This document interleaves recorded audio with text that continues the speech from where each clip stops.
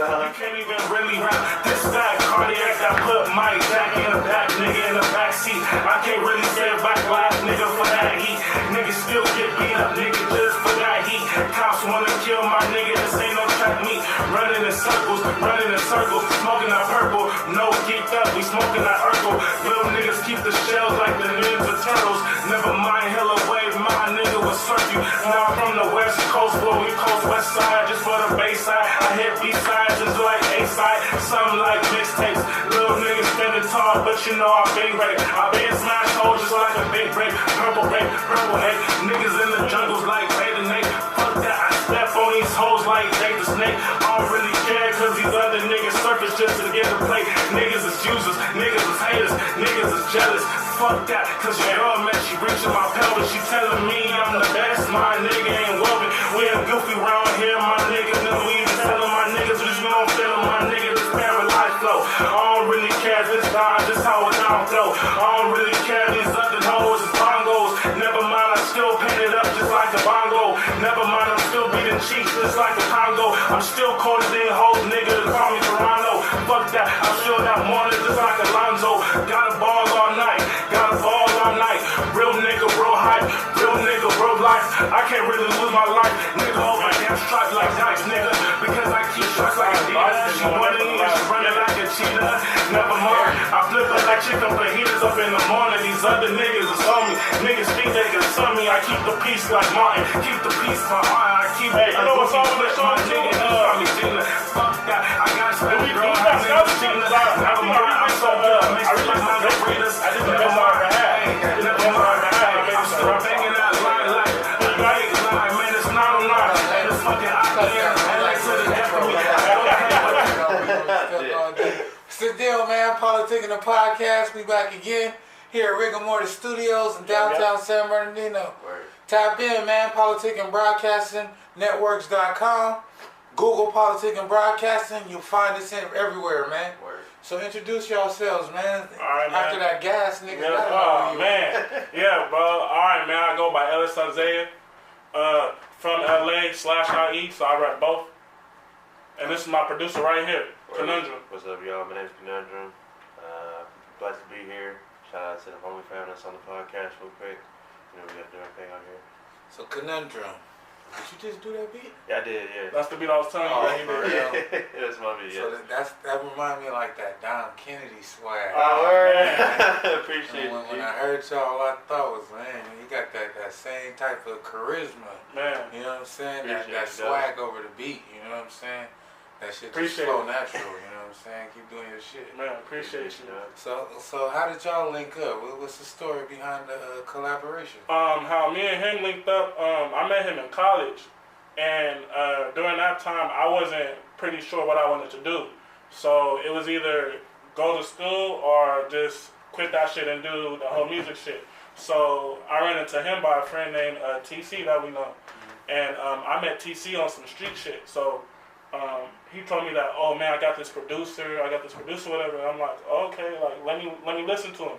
And like I said, he made EDM, but he had like when I met him, he already had like 32,000 followers on SoundCloud and 32,000 plays. So he was already booming. Yeah, so he was already booming. He was already on YouTube, 50,000 views.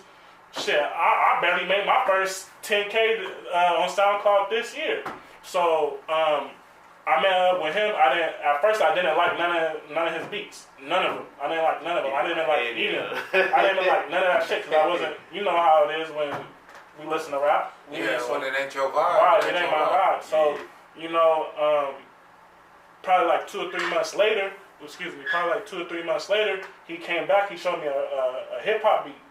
I think the first hip hop beat was Trackstar? No, I don't even think it was Trackstar. I think it was One More. Yeah, I think it was One More, and that's how I knew he changed his style or whatever. But he put EDM into the hip hop, so which made me believe like, oh, this is different.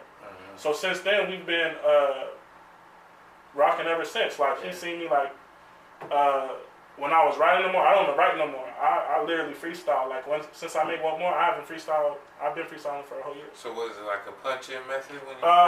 Honestly, no. It's not. It's not even a punch-in method. It's like when I tell him I'm ready, I just go in there, and then like when I'm done spinning, whether I do a hook or a rap or whatever, When I'm done with that, I see how it sounds like 5 times, and probably wait like a week later just to see if I have that same feel. And I tell them like, nah, I want you to change it, because it doesn't sound how I felt when I rapped it. So we usually do that, but it depends. I love writing still. Like, that's my favorite subject. Writing is my favorite subject. But I mean, I just feel like when you freestyle and you know what you're talking about, it just comes out better. So is he like your main producer? Is he like Yeah. the go-to man? Yeah, he's not my main producer. I used to mess with people named Tommy. He had like 600,000 on YouTube. Like they was big that I was working with. But the thing was, they was charging me. They was charging me like $200, $300, $400 a beat. And this was when I was barely coming out. This was barely when I came out with my first 2 projects. So I'm like, I need to figure out how to save money. I need to create a team. I need to do all this. So since then, up till now, I've been working to that. I feel like I have the right team. I feel like I have the right music now. I feel like I have the right producer now. So your team, what is it called? What is the we name? go by ourselves as High Key Poppin'. Shout out Roger. That's the boss that, you know, put the studio and everything together. So and I met him a year after him.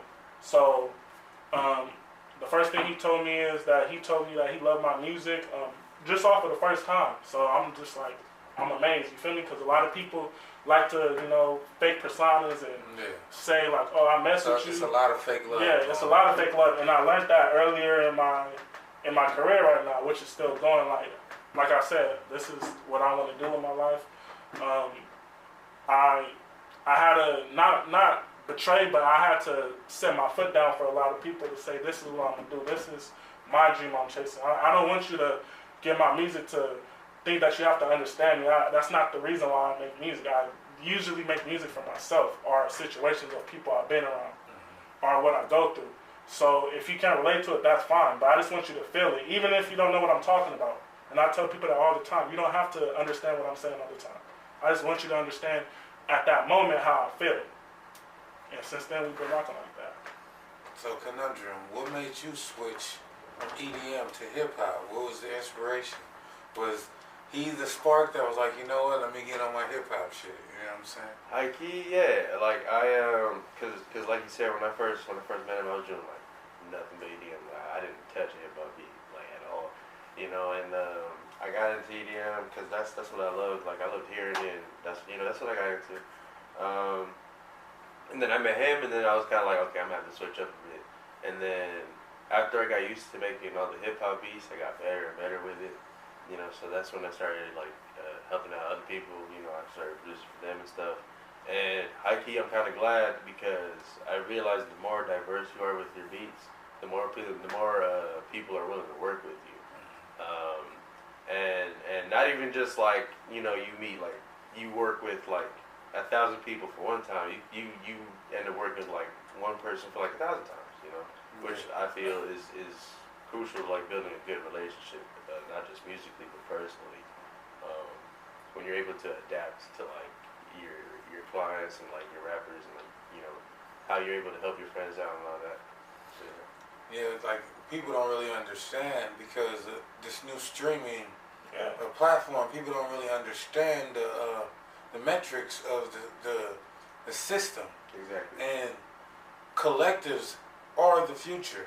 So if you're not part of a collective or you're not networking with the collective as an independent artist, you're putting yourself in a position to fail or to not control your future. Exactly. You know Yeah, what I'm saying? 110%. People are investing in collectives. They don't want to just sign an artist. They want to sign a label. They want to sign a system that can go by themselves without supervision. You know what I'm saying? So putting together teams where you have from the engineer to the beat maker to the artist to the cameraman, so that, you know what I'm saying, that's gonna get you on in the future.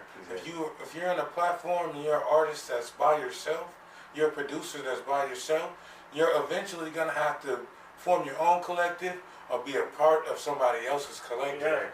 You know what I'm saying? So the whole future is in the collective. So you might want to, for advice for all the creators out there, you might want to collaborate with as many people as possible and network in real life, because everybody's trying to network on the internet. Yeah, and it doesn't work like that. And with the algorithms and all that, it's next to impossible to go viral.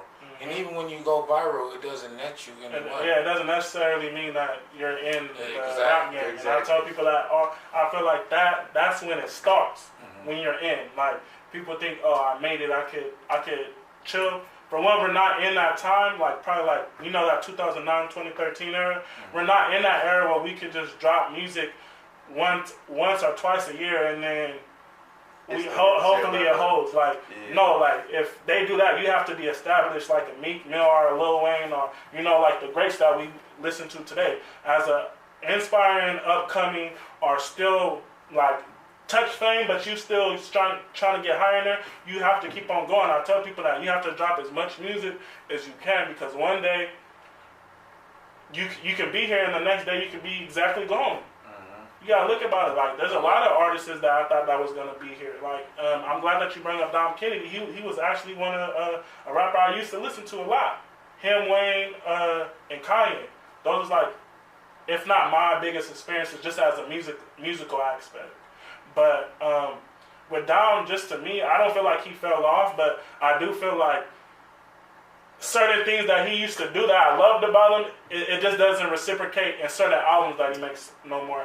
If you get what I'm saying. I get what you said, but at the same time, he's running OPM. Yes, exactly. So he's on ball. So it's different when you're just creating versus when you're creating and being a mogul at the same yes, time. I believe that. So his OPM as a brand has been going up, but in turn, his music has been suffering for the business. So it's kind of it's hard. It's a balancing act. Yes. Because I'm a business owner and I run my own content, and it's times where business gets backed up where my content is not coming out because I'm so handling business that it's hard for me to create content. So then now I get content locked in, and now it's like, damn, I've been spending so much time on content, I ain't been handling business.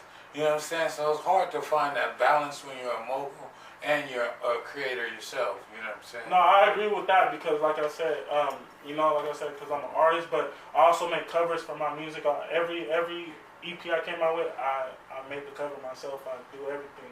I make sure, like, well, just for any upcoming artists or anything, if you upload anything to Apple Music or streaming platforms anyway, if it's not 100% authentic from you, they're not even gonna let you post it. They're not gonna let you post it because that's considered copyright. And just to let anybody know, like, if anybody's just chasing like radio play or anything like that, it costs us $200,000 just to get on radio. And 1,500 streams equal $1. So you know how much music you got to make in order to receive.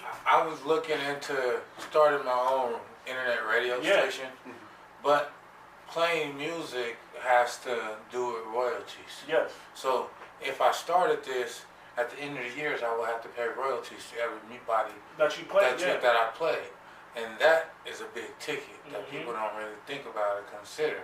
So my alternative is that if I get the music personally from you to put on my playlist to play on my station, I wouldn't care. Then I don't have to pay their royalties. So I'd rather network and collab and create a space where we can all benefit from, instead of going the traditional route where they own everything and they get the royalties on the back end. Exactly. And the artist doesn't really get to see anything from that. You know what I'm saying? Everybody's going through DistroKid and that's what what's the other one? And all them. Yeah, because it's just for independent artists. It's cheap. It's not something you have to pay a month, like just like SoundCloud or anything like that. Like if you ever have a SoundCloud, like they'll charge you like $20 a month just to reach a higher platform with this. Now, one thing that I see a lot of artists doing is because it's so cheap to be independent, they put stuff out not thinking about quantity and not quality. So the quality, the EQ, and the not getting the projects mixed and mastered, you know what I'm saying, is a big thing that I see, and this is why a lot of artists have good content, but because the quality isn't matching what the talent is, they don't make it, you know what I'm saying? So that's what now that you have the venues to put your own music out, you might want to focus and refine the quality of what you're doing, you know what I'm saying? And a lot of people don't focus on that. They just think They just think I'm gonna put it out, and they can just blow up. And I mean, sometimes it works for people. I'm not gonna say, yeah, it does. Like, that's why. But that doesn't necessarily, like you said, it doesn't necessarily mean they have a place in the game, or just because a certain team, just because a certain person is popping and people back them up doesn't mean it's what it is. You feel me? Like I don't base like fame and clout, and that's what I consider that is, just clout, just trying to get your name out there. But at the end of the day, what you doing it for? That's the main thing. Now you don't really get money off of streams or music like you used to. No. So you have to flip that into clout. Because your clout has to flip that into merchandise, into shows. But that's what I'm saying. It could be that. Like, so clout is necessary, but it should be called branding, not clout. If you're just gonna use it to be known, that's clout. Building it for business purposes is something completely different. You know what I'm saying? But I mean, like, you gotta think about it. Like, in the last probably 5-6 years. This is including me too. I have not seen a video where we wasn't smoking, where there wasn't guns, when there wasn't women. And not saying that hip hop isn't about that, because that's what it is. It comes from the underground. It comes from the streets. It comes from all those type of whatever. I don't trip about that. But the thing is, I trip about when artists do that is when you just only want to promote that. That's why I have that, because I didn't grow up off that. Like, even like the rappers I named, like even Lil Wayne, like Don King, they have substance. Like, they have substance at a moment of time when I listen to them. Like, I just feel like if an artist can't at least have that, I mean, you gonna make it, but I mean, you're not gonna be mentioned with Ho. You ain't gonna be mentioned with those. I want to be great. I get what you're saying, but at the same time, it's just the nature of the internet. If you look at like Fashion Nova, they only use influencer marketing. And who is these influencers? These naked hoes. And these naked hoes are selling out Fashion Nova because they naked, showing ass and titties while saying, hey, I got this from Fashion Nova. And it's the most genius marketing plan out there, and it's flawless because everybody is going to look. The females are going to look at the naked bitch. The men are going to look at the naked bitch. I'm not going to lie. The older women are going to look at the naked bitch. The older men are going to look at the kids, the children. Everybody's going to look at that naked female in Fashion Nova, man. And that's why it's like a lot of artists feed into bringing in these type of women to be in their videos. Because these videos, these women are going to show, oh, I'm behind the scenes in this nigga video. So that's going to give 50,000 some clout, to even know who you are just by seeing, okay, then they want to see her shake ass in the video. So now they're going to actually check out your video just to see her shake ass in it. You know what I'm saying? And I don't believe in that way of thinking. But I can understand it if you choose to go that route because it's undefeated at this point. You know what I'm saying? I mean, like I said, I don't have a problem with it because at the end of the day, like, we're all human. And I like to see, I'm not gonna lie, I like to see bad bitches. I like to see ass, titties, and shit. Like, I'm not gonna sit here and shame nobody, but at the same time, I feel like there's a time and place for everything. Like, even like, I feel like at this time, I feel like there should be a lot more conscious music coming out now. Just in my opinion, because all I've been hearing was, summer anthems or whatever. I never really heard. Fuck it, we need Kendrick back. That's who we need. We need Kendrick. Exactly. We need Kendrick Lamar back because J. Cole's been killing. Killing, but to me, he didn't have the best album to me this year. I think Rick Ross KOD was the best album. That year, last year. Yeah, he didn't have no album this year. Yeah, he didn't have Revenge of the But that was a compilation. That was a dream, but that wasn't a solo project like KOD. Yeah, KOD. Because like ATM was a song where he gave you the Migo flow with the bullshit, but if you listen to what he was talking about the substance, and he was talking about exactly what we're talking about now. About how, man, if that's what's getting you the money, get your money, black man, count it up. You know what I'm saying? Just don't forget, can't take it when you die. You know what I'm saying? Sure can. And so make sure that you think about your legacy while you're here, and that this money ain't gonna leave with you, but your legacy gonna stay forever. You know what I'm saying? So don't forget about legacy. ATM was a killer record, man. That shit was fire. Like, I love J. Cole. Like, I think he's one of the top 3 of right now. I mean, I feel like Big Sean should definitely be. Big Sean. I feel like Dark Sky Paradise. That was a classic album. A slept-on album that niggas. I decided was a crazy album that nobody liked. You know, nobody really. But Voices in My Head is a song that I play all the time because it switches to Stick to the Plan, and that's exactly what I have to remind myself, is that don't let life or what's going on, the outside forces come in and derail you from your plan. Exactly. Stick to the plan and get to where you want to go and be who you want to be in this world. I actually have I think my favorite song by Big Sean, I have 2. I think it's Halfway Off the Balcony, and he did a Beyonce beat. It was, I think, the Me, Myself, and I beat. I think those 2 verses from him was just fire, like just explaining him and the way that he came up, because he talked about mental health and depression too at the time too, and it's real because I caught it at a time like I said, when I was starting out, I didn't get no shows, I didn't know how to book, I didn't know how to even do the music shit. I have friends that was consumers of music, but they didn't do music. So it's completely different from, you know, your friends listening to music and you actually writing down, making music. You don't, like, you know what I'm saying? They can only tell you what they like. They can't speak for the whole world. And that's what I had to learn in music. Like, it's okay to make tracks that what's the correct word?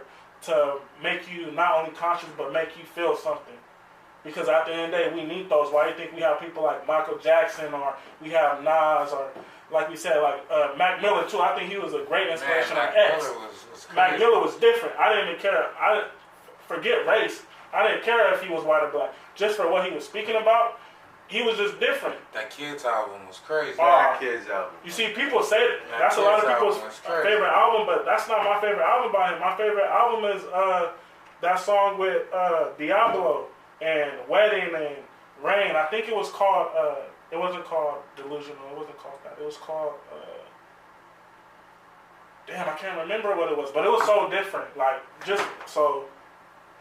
Diablo was crazy. Diablo was crazy, like, and I think he brought up something. He's like, everybody got dead homies, and I felt that, like, I do, like, everybody do, like, everybody that passed onto this earth till now has a dead homie. So I just fuck with Mac Miller, like, I fuck with a lot of rappers. R.I.P. Mac, man. Yeah, man. Going too early. So y'all got another track you want to? Let me see I got. You said scholarship, right? I was gonna tell him to do scholarship, but how about Blinding My Dutch to keep it cool? Sure. Let me see what Is it the same vibe as last one? It's a chill vibe. I'm not gonna say it's so you some make that smoke to this music. I made honestly, bro. I can sing too. I have tracks for the ladies too. And, so like, I usually make everything. I don't try to put myself in a box. Like, that's one thing I do. Yeah, play that. Like, I don't try to do that. I try to work it with as much people as I can. I may not like the vibe at first, but I can work with it. You know what I'm saying? Like, if your vibe as a human is just right there, I can do anything. So that's what I'm pretty much on. I'm ready to work with. I'm an artist too, so, and I got paid before. I got paid a few times, like over $100 for people that enjoy my music. So I tell people, like, just for me, like, respect me as an artist in my life. Like, if I choose to charge you, it's either you don't want to do it or you're gonna do it. Because I've been charged with other photographers, other producers, and I had to pay my niggas like too. So how could I not do the same thing as what everybody else is doing? If you want to be a higher platform, a higher business, and do things like that's what I only tell the world. I feel like I only know a percent of the world. I only know what's been around me in LA and I. That's not really a percent of the world. I feel like that's 0.2. And I just started self-educating myself. Like with books. Shout out to my man Wes. He put me on this book called Rich Dad Poor Dad. That's the book that changed my life right there. Well, the laws of success, the artist seduction, 48 laws of power. I can keep going forever, man. Rich Dad Poor Dad, Robert Ellis Isaiah, he was talking about the difference between assets and liabilities. People are so invested into liability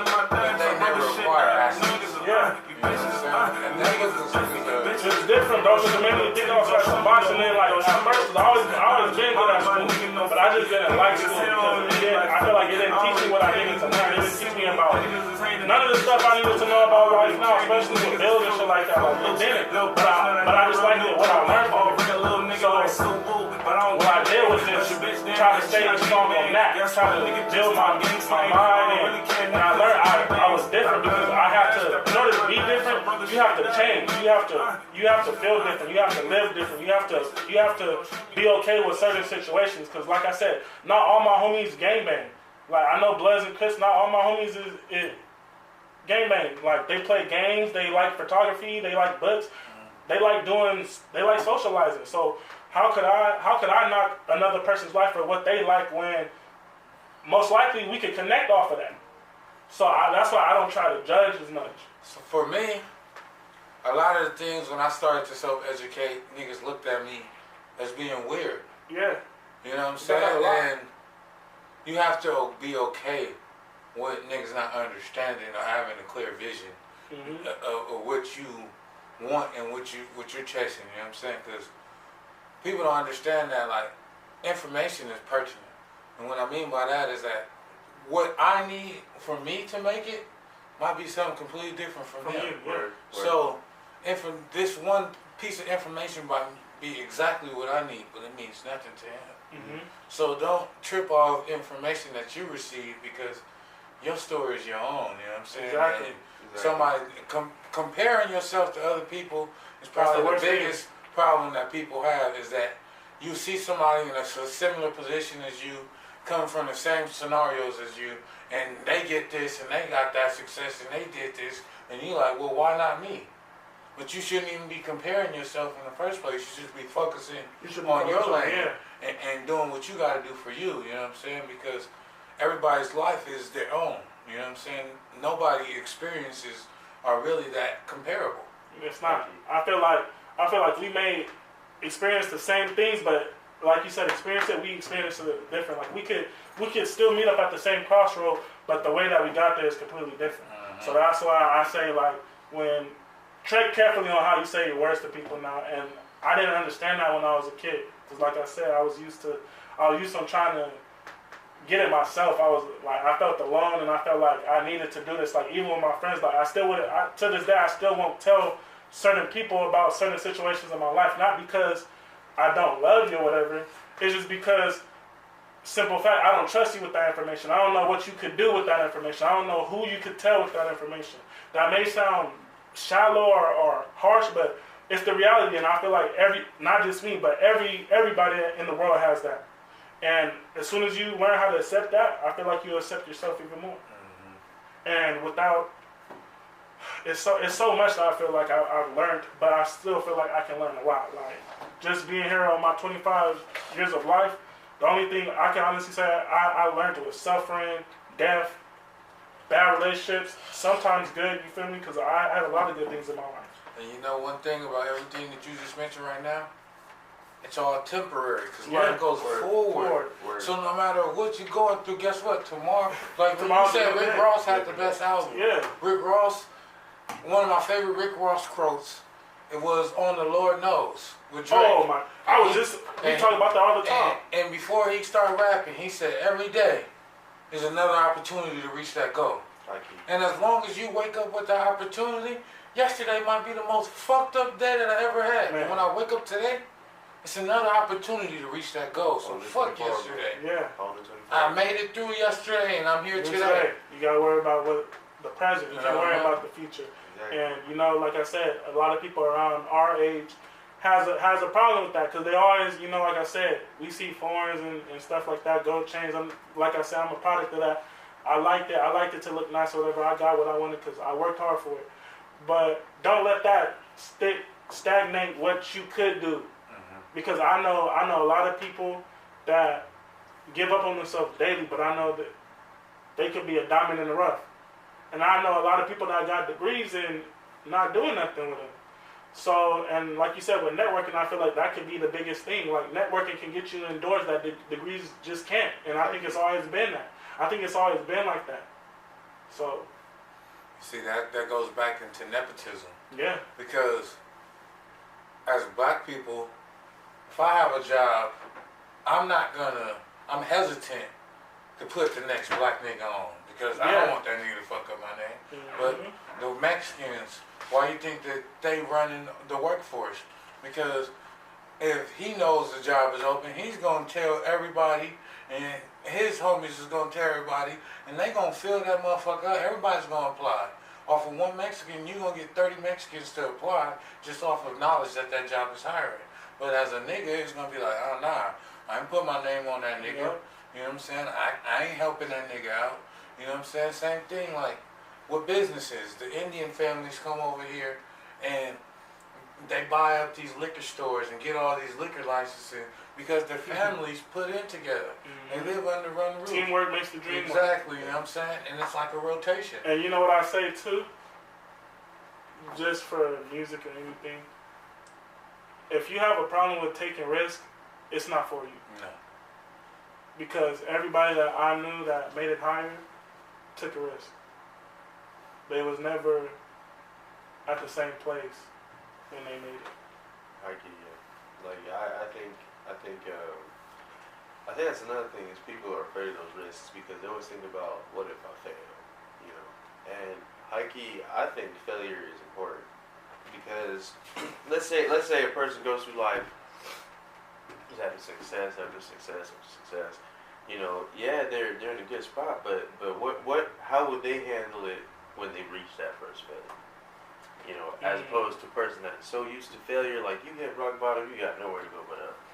You see, but what people don't understand is that you only fail when you quit. Exactly. The game is not over Exactly. until it's over. Exactly. So if you continue on, then how did you lose? Because you're still playing. Exactly. If I'm down 50 points, but it's still 2 quarters left in the game, did I lose? No, I'm losing. I'm down right now. Right like now. Nick Mill said, the whole basis behind championship. He's like, we in the championship. We was down 3-1. I didn't even realize, nigga, the next time I lose, I lost for real. So I can't lose. Ain't no more losing. I gotta treat this like this is a championship. This is like fourth quarter LeBron. Like, Exactly. You gotta go off. You only lose when you quit. So That's what I tell them all the time. there is no failure unless you quit on yourself. Exactly. There's only lessons to be learned and adjustments to be made. 110%. I told him that when he told me that, because, like I said, if you ever have, we gonna invite you to a studio session one of these days. But if you ever see me, I'm the first one on the mic and I'm the last one on the mic. Every time. I stay till 1 a.m. He's there at 1 a.m. Because I tell him, like, he be like, oh, I'm tired. I'm like, nah, bro, that's not the mindset you should be having. And I tell him, he's like, why? And I said, bro, there's a kid on the goddamn couch writing 10 lyrics right now trying to up one of them. I can't let no little nigga up one me. I can't even let the biggest nigga up one me. Because I want that spot. I want to see what that spot's about. I want to see what I could do, how I could strategize myself to get to that level. And I'm not saying I'm always going to be the nigga that, oh, I'm going to freestyle or whatever, because I don't like I said, I love rap, but that doesn't mean I love rapping all the time. Simple as that. So, but when I do get there, I want to show people that I'm going to be the best me I can be. You going to rock with it or you not? And I tell him to have that same mentality. Because at the end of the day, you can only stop you. Exactly. It's a Nietzsche quote. Yeah. And this is what I live by. A man convinced against his will is of the same mind state. Yeah. Meaning, if I gotta convince you to do some shit for me, even if you do it, you're in a state of, I don't want to do this shit. And I got 0 time, 0 energy, and 0 effort to anybody in that state of mind that I don't want to do it, or doing it in the mindset of, I don't want to do this shit. I'm not gonna fuck with you. Get the fuck away from me. Yeah. Nigga, fuck you. You dead to me, nigga. Because if that's your approach, I don't want nothing to do with that type of energy because, like I said, every day is a new opportunity. Every day is, I need to keep it pushing. So if you ain't the nigga I need to be fucking with, you showed your hand to me right now. So nigga, why waste any type of effort on you anymore? It's to be a nigga I can meet tomorrow.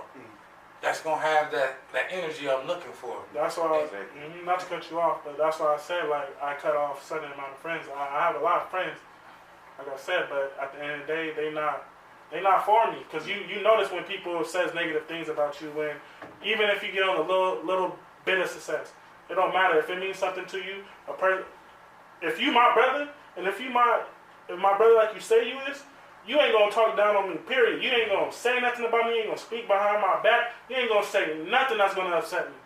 The moment you do that, it's over. Mm-hmm. We don't have nothing in common no more.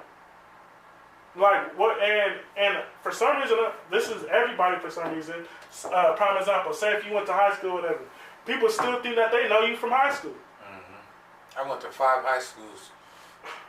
I went to each high school for a semester and a half at the most. Man, y'all niggas don't know me. And the shit that I was on in high school, I ain't even home now, nigga. So even if I went to school for the whole 4 years, I'm not the same person from 4 years ago. You think I'm a senior? You think I'm 18, a senior, and I'm 25 now? But a lot of niggas stay the same, man. And that's just the reality. But they want to stay the same because they feel like they don't have nothing to back them up. To change forward. But that's because you're investing your energy into the wrong thing. You're like, that's what it is. Like, I had to get out of the mindset. You know what's the worst thing about a man? The ego. Mm-hmm. A man's ego is his worst fear. Because it can eat you up. You gotta get on your own way, man. Yeah. And your pride will push you in your own way. Yeah. Have you ever heard of a process called self-actualization? I heard about it. So it's really just a process of looking at every major decision in your life and only looking at you and your decision, not what they did, not why you reacted to them, not what only you. And it breaks down your mindset, you know. And when I self-actualized, I realized that it was anger, spite, and desperation. Either I was angry and I just reacted. You did something to me, and now I gotta get my get back. Mm-hmm. So now I'm with the extras. I'm finna take it 10 times farther than where I should have, because I'm with the extras. Because that's what the streets teach you. Oh, niggas come at me, I'm with the shits. Mm-hmm. I'm trained to go, TTG. Mm-hmm. Oh, nigga, I'm finna take it 10 times further than what I should have, you know what I'm saying? And once I self-actualized, I looked at where I was at in my life, and I realized I got there because of my own decisions, and not because of nobody else. Quick question. What is a street nigga to you, though? Because, you know, everybody has a different definition of a street nigga and whatnot. Now, a gangbanger is not the definition of a street nigga, because there's a lot of gangbangers that ain't street niggas. Mm-hmm. A street nigga is more of a hustler's mentality. It's a nigga that realized that his opportunities are way much more lucrative in the streets than in the corporate or the mainstream world. It's not no gangster that's putting on the rag and hanging on the block. It has nothing to do with what set you from. It has to do with your mentality. I need to get it out the streets because I'm a street nigga and this is the lane for me. You know what I'm saying? That has nothing to do with gangbang. That's why a lot of gangbangers are broke. They don't get money. It's only a few niggas out from the hood that know how to get money out the streets. Those are the street niggas. The other niggas is just in the streets for no reason. Mm-hmm. Okay. You know what I'm saying? Yes, exactly. Because I feel like there's a difference between a street nigga and a hustler. Mm-hmm. I consider myself a hustler, and what my definition of a hustler is say if I got a job or I got something I'm selling, whether it's good or bad, and I'm only selling it to that person, I'm trying to get it and gone. That's what I think a hustler is. A hustler that's going to be like, that's about business more than, you know, like you said, a gangbanger. And like I said, I know a lot of gangbangers. I know a lot of smart gangbangers. Some of them are trying to get it out the mud. Like, what I consider the trap is the studio. That's my trap. Same here. I consider the studio the trap. I consider the beats the dope. I consider the lyrics the gas. If you were able to flip whatever you have in order to put that, you know, towards an investment, towards your craft, and your craft can be an investment. I think that's a lot of people don't really realize. They think an investment is like something like maybe just stocks, or you know, and you can do that. Like, yeah, I do that from time to time, but you have to be able to find your way out of certain situations. Like as you said, like have that hustler mindset. Like for me, I don't. I grew up in suburban New Jersey, in like a Jewish neighborhood. Like when I came over to California, I didn't know nothing about no gangs, like none of that, and I didn't know that I could even like use my music as like a lucrative source of income, you know. And Heike, I didn't figure that out until I got with him. And then I got with all the other people in the team, and I'm like, oh man, this could actually be something. You know? And it's crazy because they didn't want me, when I first started, they didn't want me to, not that they didn't want me to do it, they just thought it wasn't a good idea for me to charge. And I told them, no, that's wrong. So I said, any man that pays for your product deserves the best product of you. So why would you limit yourself of not trying to get paid, whether you're the biggest artist or you're the lowest artist? Any man that works or that grinds for music knows how hard music is to get out there. So you should want to help the next person, whether it benefits you or not. And that's prime example of a hustler's mindset. Like I said, I've seen a lot of people sell weed. I even seen people smoke crack in front of my face. I have a lot of stories that people don't know about me. It's because I keep it to myself because I feel like that's my journey. That it's not for you to understand. It's not for you to decipher. It's not for you to even judge about it. But what I could tell the next person is the best thing you could give a person is inspiration. That's the best thing you can give a person is inspiration. Don't give them that false information you heard from nigga your big homies, and the big homies don't got no bread. That's what my brother told me, and he's a gangbanger. I don't want to gangbang, but he's a gangbanger. He told me don't listen to them niggas because them same niggas was on the corner 5 years ago. Still on the corner. It don't matter if, even from here, I see the same niggas still doing the same shit. Getting temporary dough. Fast money. Temporary dough. And one more thing, you know what my grandmother told me? What? Not all money is good money, boy. But now that this new generation is They get think the bag's bag. everything. I get the bag. As long as I got the bag, it don't matter. You gonna get the bag if in exchange for your life? Nah, not at all. Hell no, I ain't gonna get that bag. You can keep that bag, because you know what bag that's gonna leave you in? A body bag. See, but niggas ain't never touched no real money, man. So Exactly. the thought of money is Excites It's them. enticing them. If you touch some real paper, man, then you know you ain't gonna be excited when niggas offer you 20K. You gonna be like, The only thing I'm That's gonna fuck. listen. they're like, nigga, that ain't no real dollars. Yeah, nigga. what? I got that off the I haven't street. seen a nigga. You million. gotta offer me some shit that I ain't got in the street For real. already. To be honest, just off of that, like, just say like 2 years off of, you probably spent more than $20,000 in 2 years off of clothes, food. Like, come on, like, gas, like bills, like, nigga, what?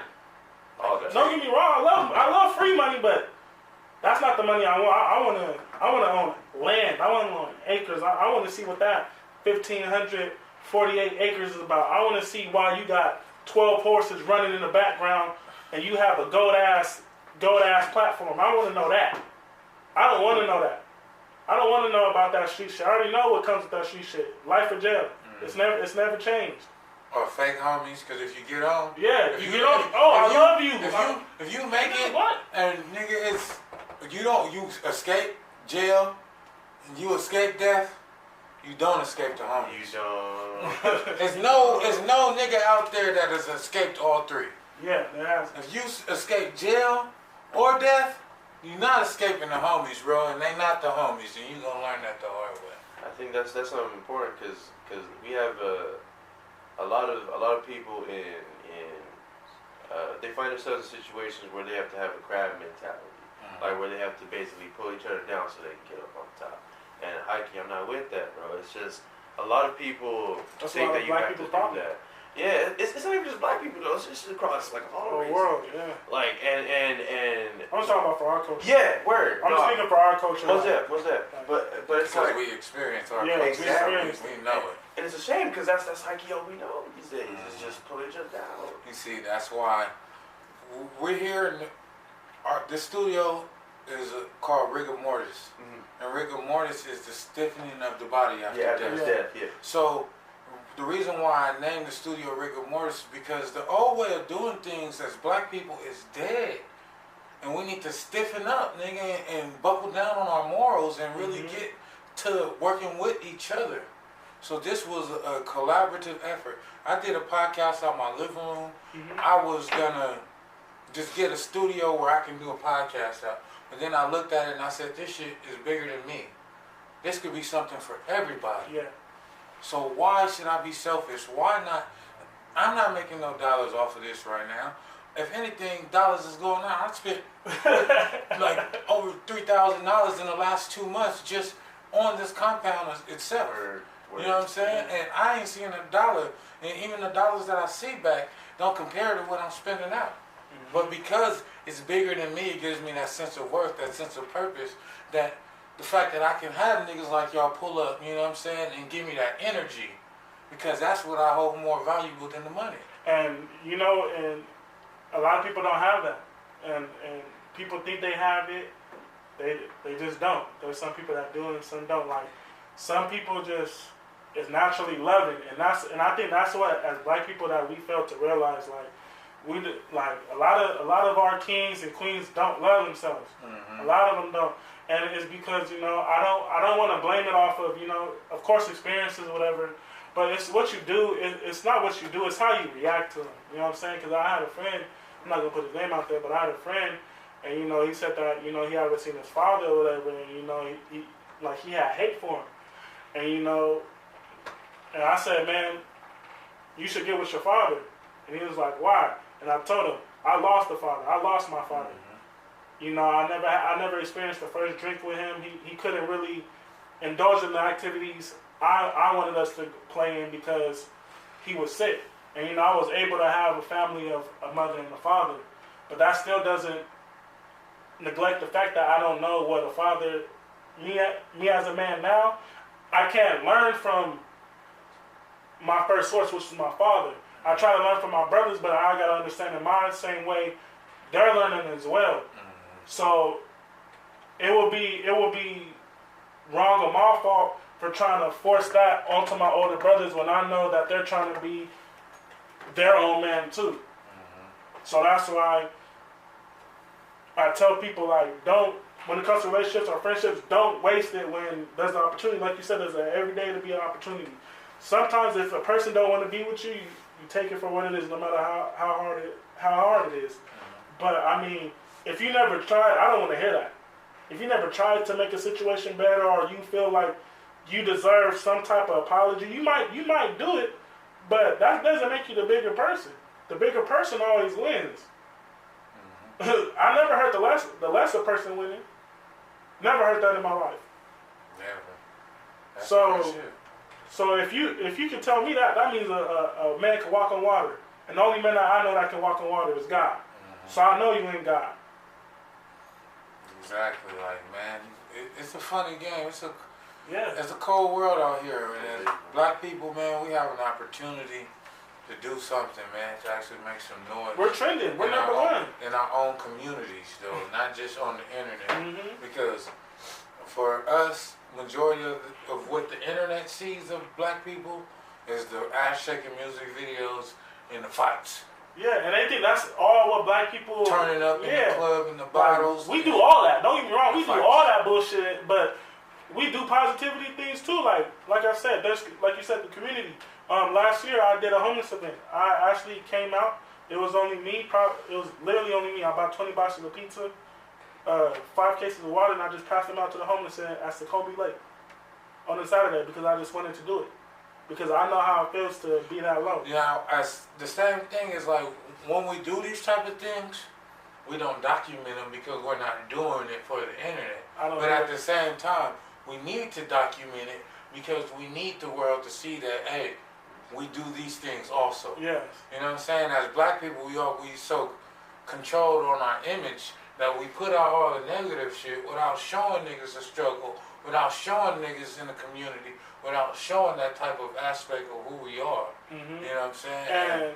And we need to focus more on showing the full 360 spectrum of who we are and what we do, and not just, you know what I'm saying, ass shaking and the guns. Yeah, money showing guns. And that's the thing, bro, because I was like, Chief Keef was the nigga that started that. Like, you feel me? Like, at 16. At 16, you feel me? And like I said, Chicago was a dangerous place. Probably it still is. So, you know what I'm saying? That's his lifestyle. But now, like, to the point, like, I don't mind about showing the gun or whatever, but if you're just doing that every video, I don't know anymore. I don't even think I can listen to music like that anymore, because it just interrupts my mind. Like, I can't listen to that every day. Like, I have to listen to some type of substance, because at the end of the day, I'm a human. I can't just say I was raised on violence. Nah, I know violence because I experienced it from what other people showed me. But for one, if you're a violent person in the music industry, you're not gonna make it. Look at Kodak Black. He just got like 10 years for falsifying documents to get guns. He lied on the gun licensing paperwork so that he can get these illegal guns. And now I don't listen to the nigga neither, but the nigga's in jail for 10 years now. Yeah. And it's a shame because he had the bread to get a real. Exactly. He had a bread to get, bro. That's what I'm saying, bro. Just as black, and he pled guilty, so yeah. Just as like black so people, that means the deal. He took a deal that was 10 years. That means that they probably was gonna get him for more than that. Good 20, probably. Like that's what I'm thinking. Just as rappers like that, like I understand we all come. Some black people don't come from the street background. Some people do. Some people are hustlers in the streets. And other things. But like when you made it to that, like there's a difference, bro. Because you're not just influencing 1,000 people or 20,000 people or 1,000,000 people. You're leaving your landmark on the world. You wanna.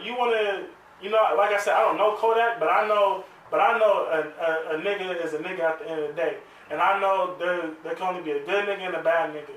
So you want to display the bad nigga on social media? You feel me? Like I know a lot of rappers that did a lot of bad shit. I can't judge them because I don't know what the situation was like. But just if I want to see my image and how I want to be perceived as people, I want to be perceived as the most likable person. Even if you don't like me, I mean that's on you. That's not on me. I want to perceive my good side. I don't want to show nobody my evil side. I want fans to come up to me. I want fans to give me hugs. I want all of that. So I don't want to put myself in a position where they feel like I can't do that. And I feel like that's what Kodak did, fell at just as a black man. Because you already knew we wasn't born to win in America. We wasn't born to win in America. Tell me something that we own. Tell me something that we own. Tell me what's the culture. Like, everybody wants to talk about culture, but what is culture to us? Right now, we can't even define culture. We can't. I can't even tell you what culture is right now. Because every time we want to do something, it has to be on WorldStar. It has to be on some type of platform in order for us to get recognized, and that's not what it should be. And that's what I've been seeing for the last, if not 10 decades. See, but that's the clout. If you don't have the clout or the WorldStar or on these platforms or with these, but that's the crazy thing. It's not. Black people don't even take you seriously. It's not hard to get. It's not hard to get on WorldStar though. That's what people don't understand. It's cheap. Yeah. $500-$600. You can get your video. Yeah, like you on the platform. That's what I'm saying. So. Like, no diss to them or whatever, because that's how they funded their branding and whatever. I don't knock that. I don't knock how you come up. I knock what you do after the come up. And fight compilations and all the negative shit is what made the WorldStar. Yeah. WorldStar. They used to scream WorldStar. Yeah. I don't even know if they still do that. They don't do that. No, they still do that. WorldStar when a nigga get knocked out or something because you knew that WorldStar was going to gladly accept that video. If it's your family or mama, you ain't going to feel like that. If it's your cousin, your little brother, your little sister, I don't respect that shit. I don't. I'm not saying I don't respect the WorldStar brand. I just don't respect the people that comment on it and try to indulge it into a higher level. Yeah. But we gotta wrap it up. Yeah. But one more time, man. Tell the people your projects. Tell them where they can find you. I go by Ellis Isaiah. I'm on Spotify, Apple Music, Tidal, Pandora. I'm on every single platform. And like I said, my Instagram is the same, Ellis Isaiah 2_. You can find me on Twitter, Ellis Isaiah 2_. I'm just really trying to show people that I'm just trying to be me. And a lot of rappers don't want to be themselves. And I'm just trying to tell you, if you fuck with me, you can learn from me. If you don't, it's okay. I don't judge you. Well, check that nigga out. You heard that shit. Word. One more time, my name is Conundrum. Hit me up on IG, official Conundrum. Even if you don't need beats, you just want to send me something just to check out, I'm down with it. I support everybody. We all on the grind out here. Let's work together. I fuck with this man. This man reached out to me, and this is the first time we did an interview. I didn't know him at all, and the fact that he came out with this energy shows me that there's people like that want to see people win and that enjoys my own success. So why would I be a fuck nigga and not try to support him? I really appreciate you, bro. For sure, man. Appreciate you, man. It's energy, man. We gonna work, man. It's all about the vibe. Yeah, man. PolitiKan the podcast, man. Fuck with the politics. Y'all want to interview, man? PolitiKan Broadcasting Networks. Hit under the book section, schedule your interview, man. Pull up in politics. Man. Word. Check us out. We on Apple, Spotify, YouTube, our own website. We on like 30 platforms, man. Just Google us. PolitiKan Broadcasting. Word. Good shit, nigga. We gonna talk for like 3 hours. Appreciate